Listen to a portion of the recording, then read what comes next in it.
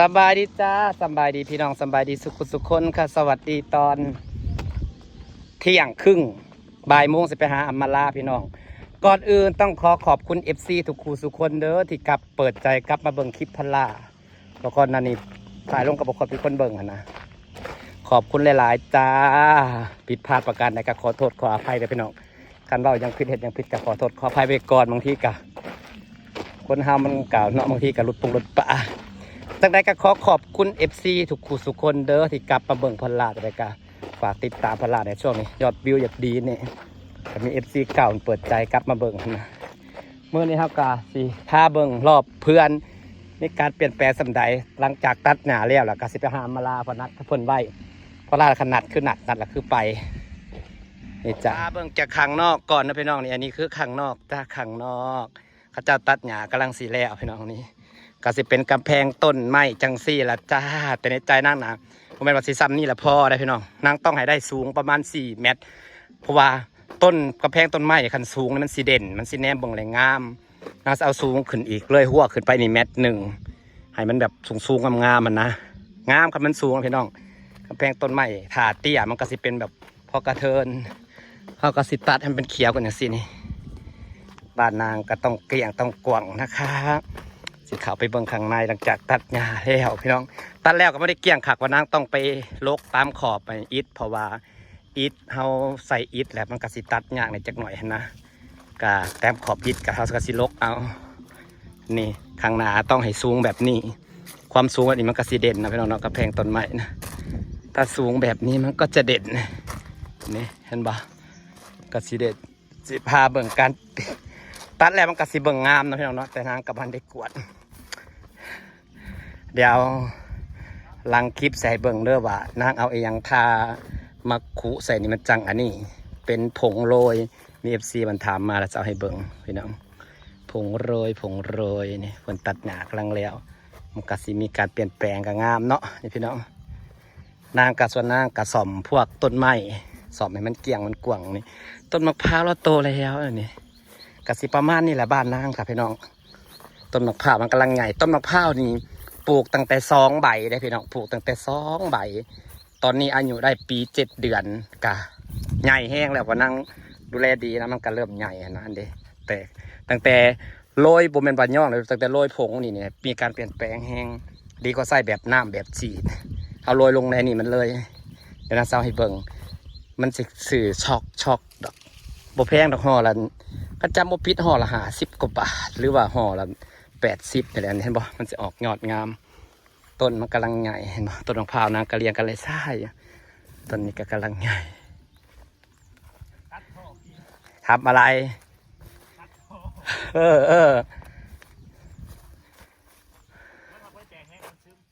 มันซึมบ่มันบาดซื่อบ่สร้างมันปะไว้นั่นแหละแต่สิเอานี่มาติดบ่เนี่ยต้นไม้นางตัดเป็นผุ่มไปน้องทางกระไดขึ้นงามบ่ตัดมันเป็นผุ่มบ่ได้ต้นไม้เกาหลีแต่เพื่อจะได้ซ้ำนี่นะต้องแบบว่าคนนี้ปลูกตั้งแต่ต้นนี้น้อยซ้ำคืบหนึ่งเลยนะต้นบ่ฮอดคืบซ้ำตอนนั้นปลูกใส่เกาหลีพวกนี้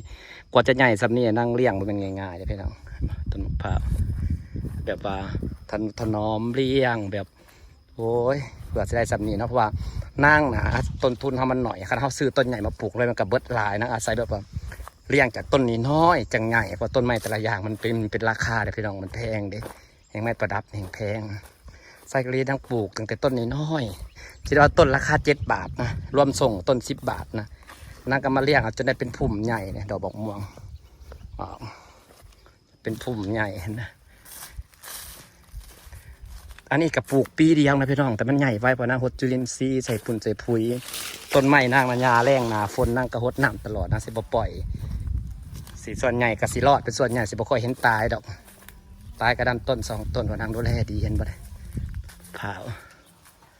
นี่จ้ะที่เลิศที่สุดก็ต้นหมกหูจุลินทรีย์ยังเกาะอยู่มาก่อนเอาไม้อย่างต้นอันนี้ครับก็ส่อมแปลงเบิดน้ำตกเขาเห็นบ่อเดี๋ยวนั่งกัดตัดใบหลุมมันออกตัดไปหลุมออกมากระสิเกี่ยงกว่างเนาะกระสิบหกต้นเนี่ยกำลังงามพี่น้องนี่กำลังงามนี่สวยๆจ้าต ตัดแต่งกิ่งหล่างมันออกงามบ่พี่น้องอันนี้เป็นน้ำตกเด้แต่ว่าน้ำโซลาร์เซลล์มันมาเป็นบาทมันบ้านฮอดหนาฝนครับอันนี้มันก็เกี่ยงพี่น้องสอบให้มันเกี่ยงว่าต้นไม้อันนี้ก็งามเดี๋ยวมันเริ่มเป็นหัวใหญ่มันก็เริ่มงามพี่น้องงามบ่กระบองเพชรเราสวยไหมนี่ส่วนนี้ก็เอามหากรรมมาปลูกไว้นี่ติดไปแล้วเขียวไปแล้วอันนี้ต้นกล้ามปูเพิ่นว่ากระบองเพชรกำลังงามจังหน่อยก็เต็มได้นี่เต็มแล้วจังขยายปลูกทางอื่นนี่พอกันวันอมราเด้อจ้าพี่น้องจ้าจังหญ้าออกเดี๋ยวจะเอาออกใจเบิ่งนางสมพื้นมันเนาะอันนี้ก็ตัดพืชมันออกเดี๋ยวลมมาจะเอาอยู่ต้นนี้นะงามไม่ลีต้นนี้นะสวยมากเข้าใจ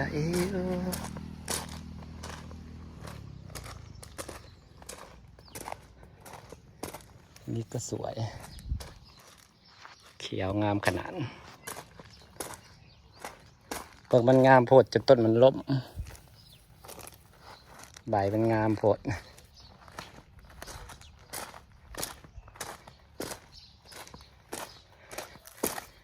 งามโพดจนใบล้มอันนี้ครับเสร็จเป็นกระแพงข้างในนะจ๊ะหมักนาวพอได้กินเดี๋ยวจะไม่ได้ซื้อไปพี่น้องทางวันยังต้นน้อยต้นใหญ่เกินไหนวันไหนว่างเราค่อยมาตอนพุทธานี่งามมาพี่น้องหลังจากเขาตัดหญ้าออกกระแพงต้นไม้ก็สิประมาณนี้เลยยาวเลยครับมันเกิดพูบ้านยังก็บ้านเจ้านะแต่ละคนมันยัดเยียดความเป็นผัวเป็นแฟนให้คอยกูเปิดนายบ่ถ้าบ่อยากได้ตีบ่เอาเป็นบ่แน่ใจเดี๋ยวสิสนองไงมะเน่แล้วว่าเราสิสนองให้แน่ใจบ่เอานะมาว่าผู้เฒ่าตายใจเลยเด้อเจ้าอย่ามันให้ความหวังผู้เฒ่าได้จะไม่เห็นบาปเด้อมึงมาหาปั่นปลอบอ้าวมันกับความเป็นจริงเป็นไปบ่ได้เป็นยังคือสิเป็นไปบ่ได้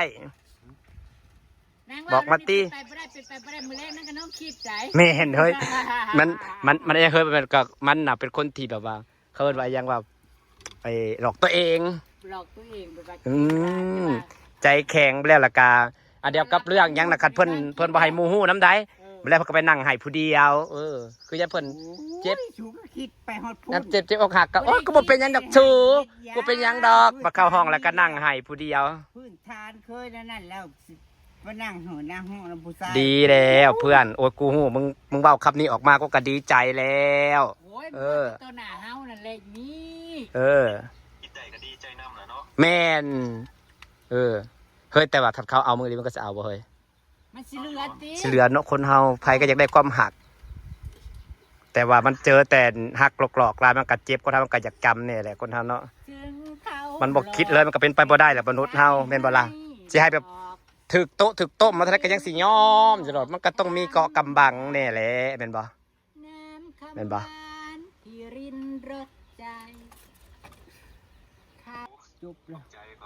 เจ้าคือหล่อแท้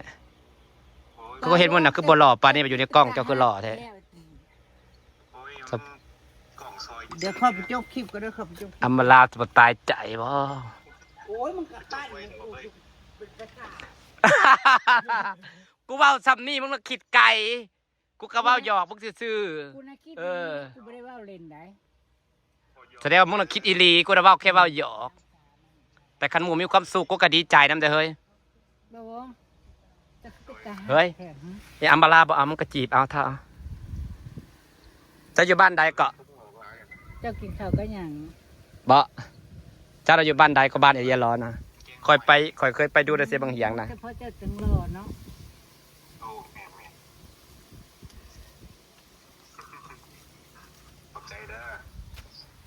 แหงอยู่ในกล้องแหงล่อนะเจ้าน่ะเนาะคมเข้มล่อคม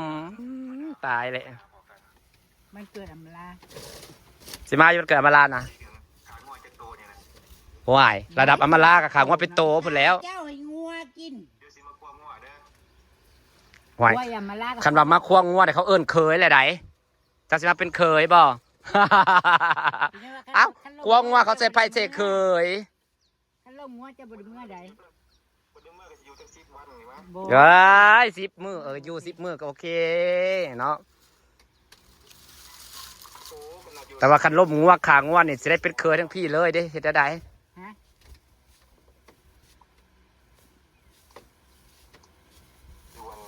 อยู่เฮ็ดหน้าซอยกันเสียอำมาลาบ่ ผู้ด่าบ่าวงสิไปหน้าซอยเสอำมาลาเฮ้ยปีนึงเสร็จหน้าอยู่เฮ้ยน้ำมันแพง กูว่า บ่เสร็จอยู่ มันคือเก่าเลยอีกนี่ เออเรื่องบัดนี้คันบ่าวงมาซอยมึงเสร็จเพิ่มอีกทงหนึงบ่ ทงเดียวทงปลาซ่าบอกก็ไปบ้านซอยก็ได้เฮ้ย กระทงเขาไปดำในทงปลาซ่าเด้น้ำมันแพงเห็ดนาบ่ซื้อเขากินบ่ดีก็บ่ พวกล่างข้างล่างโน่นนั่นอยู่เด้อแต่ว่าผู้ไทยหน้าโหดแล้วกูไทย หวานบ่ตัวสิหวานบ่หวานเอามันเปลืองน้ำมัน บ้าน หวานแต่ว่าปีนี้มันงามอยู่แล้วเนาะ จบคลิปแล้วสารซ้ำนี่แหละบ่ว อ้าวคุยต่อติเออ เว้าอีเฒ่าบ่เว้า หมู่ก็อยากคุยทำอยู่เพิ่นสิคุยแต่เพิ่นผู้ดีเอาเออเพิ่นว่าสิมาวันเกิดสิอยู่10มื้อเพิ่นบอกอยู่10มื้อเพิ่นเด้อจังมื้อใส่เคยว่าสร้างสิมาเดี๋ยวยังบ่ได้มาบ่ ถ่ายคลิปแล้วเพื่อประโยชน์คือว่าค่าไทยหุบบ่ซั่น อ๋อ คลิปได้